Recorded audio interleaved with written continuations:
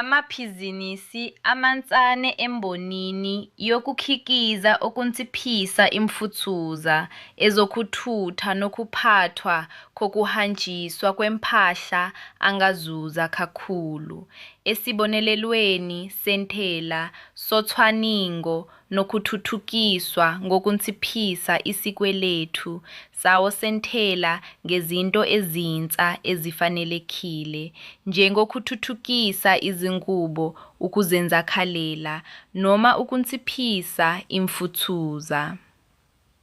Ngisho namabhizinisi asaqala angenayo imali eningi angasebenzisa isibonelelo sesigaba se-11 saseNingizimu Afrika esibavumela ukuthi bathole ukuncishiswa kwentela okungamaphesenti ayizocwani kudambisa izindlekweni yethusa kuhlaswa ezinye izinto ezinsa. Lesi sikhuthazo sisekela imali ekhona sivumela abakhiqizi ukuthi baphinde bathale kucwaningo nokuthuthukiswa baqashe abasebenzi abanamakhono futhi bathuthukise ukusebenza kahle okuyizinto ezibalulekile zokukhula ezimakethe ezinsintisanayo. Ukuze uthole ulwazi olwengeziwe, thintana nombeleli wangakini wakwa-Swanson Reed.